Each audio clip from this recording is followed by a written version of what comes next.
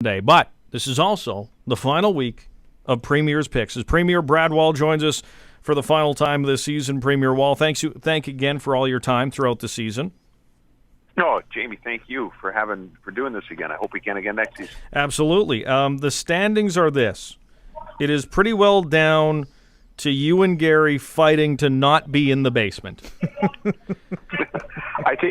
Are the stats right that I'm looking at? Are we tied right now? You are. You are exactly tied. 36 and 36 correct picks this season. The fans are at 39, so within reach maybe, unless they block you with a few of the same picks that you give. And, I'll claim the trophy for this season. And is this the second year in a row that the commissioner has won the league? Last year we tied, and I think we defaulted to the Grey Cup, in which I allowed you to pick, and I believe it was you who actually took Premier's picks last year. We were tied at the end of the year. I was about to allege a conspiracy, but clearly that's not the case. This was your year this year is all, Jamie. He wins on bold predictions, too, on our that's right. CJME pre- and post-game shows. I think he tilts the questions towards his knowledge. I don't do any of that. Listen, Belton's done pretty good on the. Well, I guess that you're talking about bold predictions. Belton does pretty good on the score, doesn't he? Yeah, couple of weeks. Nailed it last week. Yeah. 42-19. He put it right on the nose on bold predictions on the Green Zone pregame show. That should win like several weeks, and really that should count for several wins. Impressive. Bonus points for Belton Johnson. But real quick, before we get to the CFL picks, I asked this question to Frank Schwab of Yahoo Sports in the Shutdown blog last night. I'll ask the same question to you. However, you're going to be a little more biased than Frank, who lives in Denver. When I ask you, is this Raider team for real? Or is this really a playoff team, or do we have to wait until this weekend when they play the Pittsburgh Steelers? No, I think it's for real. This is a wild card contending team. There's no doubt. It's going to be hard to close the gap with Denver. A couple of reasons. Denver has the league, manipulating things for them like usual with the refs. They have the lighter schedule, also set up by the league. So it's going to be tough for us to overcome all of that. We can't play the entire Goodell's office and all of the league officials. It's tough to compete with them. But this is a wild card team. And come the playoffs, when there's no place to hide, I think Denver is going to be in for a bit of a surprise. Should we meet up? Of course, here's the thing. If they get the number one seed, they likely play, that woeful AFC South division, where the leader is they're under 3-4 or something like that for the Indianapolis Colts. So, okay, beatable. And then you move on, and you likely play Denver or New England, depending on 1 or 2 seeds. What I want to see is this: a driving snowstorm in January at Foxborough, and Charles Woodson come around the corner and thump Tom Brady. The ball sprays out, and there's Khalil Mack to take it back to the house. No tuck rule, no nothing. Just revenge what was one of the worst calls in NFL history, the snow job way back in 2002. I'm tearing up a little bit. That was beautiful how you described that. I think a lot of listeners are tearing up right now. Yes. I don't even let myself think about that, but yeah, that'd be pretty good. Because having Charles Woodson back on the Raiders, it just would seem fitting that he would end the game. I'm told to get over it over the Doug Gilmour, the Wayne Gretzky high stick 20 years ago. Maybe you guys could follow your own advice and just let it go. No, that's different. Oh, it is. It is different. A lot different. It is different. Woodsy, I can't articulate why it's different. It just is different somehow. You lost to the great one. We lost to one of the biggest fraud teams in sport, the cheating New England Patriots. That's right. Gretzky didn't get a penalty because he was Gretzky. Let's face it. Anyway, how if the ball was even inflated in that game, we'll never know. Exactly. Never know what was going on back then and what Bill Belichick was doing back in 2002. Spying, probably no less. 1-877-300-7275. But you can text in your winners to 306-306. It's Premier's Picks as we bring on Gary the King Nickel.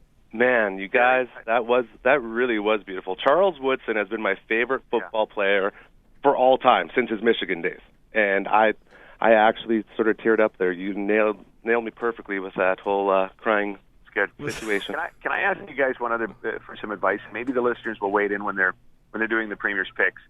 I don't know who to start at quarterback on my fantasy team. I went and grabbed Drew Brees off of waivers because I had Andrew Luck, and it's just not working out. But I don't know whether to bench him or start him. The other one is Andy Dalton.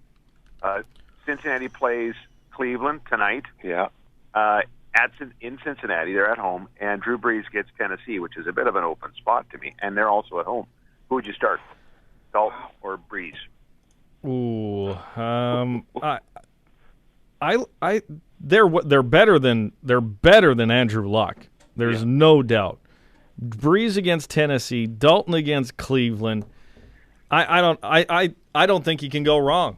I really don't think you can go wrong with either one of them. I think you go with the fresh Brees, not the short week of Dalton.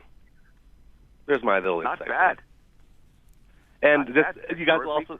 Although Brees had a short week too. Although if anybody wore their arm out, it would be maybe Brees throwing seven touchdowns. I actually picked up Derek Carr in honor of you guys in our final show of the year. So that's great. Hopefully he shows up. Welcome to the black and silver. Feels great. Silver and black. I'll disagree. I'll go with Andy Dalton over Drew Brees. I'm just not totally convinced on. But you'll have to let us know on the tweet machine on how that goes. As of course, Gary and I give our fantasy football advice every week on Fantasyland, the fantasy football show on the Fan Zone, right here during the games. That's a great segment, and Belton's going to be on this week too with us, right? Yes, once again. It's a great segment on a great show. See, this is why I love you, Mr. Premier. You get good radio. I appreciate that. He's just buttering you up so he can beat you in the final week, so you're in the basement on Premier's Picks, trying to distract you from the selections. Let's get to it. Winnipeg and Toronto. In Toronto, Ricky Ray still starting at quarterback for the Toronto Argonauts this week. Premier Wall. Argonauts. Gary. Argonauts. Winnipeg. Oh, I'm sorry. Too late.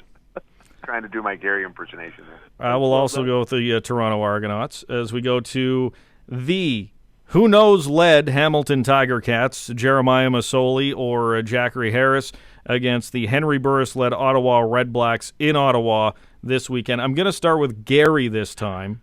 We're going to go vice versa. You guys are really trying to ruin this plan that the Premier and I have of crossing the finish line holding hands, right? I pick Hamilton. Oh, see, I also pick Hamilton. Are you really going Hamilton? No, I was impersonating you again. I pick Ottawa. Oh, and I also pick Ottawa. No. Sorry, I said it wrong, Jamie. Red Blacks. I picked the Red Blacks. Does that make it better? It is pretty good. This is terrible, Gary. You're trying to tie? That is an awful attitude to have, Gary Nickel. Not when it's with the Premier of the province. I'm just trying to get my street cred up. It does make for good radio, though. I'm also going Red Blacks here on the Green Zone on Premier's Picks. BC. Travis Lulay starting, Drew Tate starting for the Calgary Stampeders. We're going to start with Gary again, who cannot change his pick. Oh boy! Afterwards, Gary, go ahead. Well, I am going to take Calgary. Premier Wall. I think I'll have to pick BC. I'm going BC. I'm going with the BC Lions this week. A big game, try to flex their muscle before taking on Calgary next week in the West semifinal. As we finish off, we know Premier Wall's going Saskatchewan. Gary also chooses Saskatchewan. Well, I cannot. Because if I want to tie with you, Mr. Premier, I have to take Montreal, don't I? You messed up our whole dramatic plan. You got to pick whoever you think's going to win. You want to be like that. Well, then I will go with the Alouettes in hopes that we do cross the finish line together. That would be terrible. But I think on CFL.ca I picked Montreal. Oh, yeah, you do have a little segment on there, don't you? You know what? There's a blog on there, Gary. Yeah, I heard of this. I'm going to go with Saskatchewan. I'm going to flip it over to Saskatchewan. I'm not sure if Jamie's ever mentioned it. I'm flipping to Saskatchewan. Hold on. So when it works in your favor, you make the change, but when it goes against your favor... No, this is me throwing support behind the Premier that he's had to pick Saskatchewan through one of their most dreadful seasons of all time every week. So I'm just going to throw him a bone and support him that, okay, I'll take Saskatchewan this week. That is fair, I guess. That was very well put. It's nice. And I'm not going to comment about the fact that I think you have a 12-game lead. So this is pretty safe. I'm still surprised we haven't heard that fact yet today. It's still generous. Just an 11-point lead, Premier Wall. Just 11. You had to bring it up. Thank you, gentlemen, so much for Premier's Picks once again. Premier Wall, please tweet us all your fantasy football questions throughout the CFL offseason. I'll do it. Go Raiders. Absolutely. Go Raiders this weekend against the Pittsburgh Steelers. And now the fan vote. You're 3 ahead of Premier Wall, so you can sail away by beating the Premier by picking your 4 winners this week. Winnipeg, Toronto, Hamilton, Ottawa, Calgary, BC, Saskatchewan, Montreal here on Premier's Picks on 980 CJMA.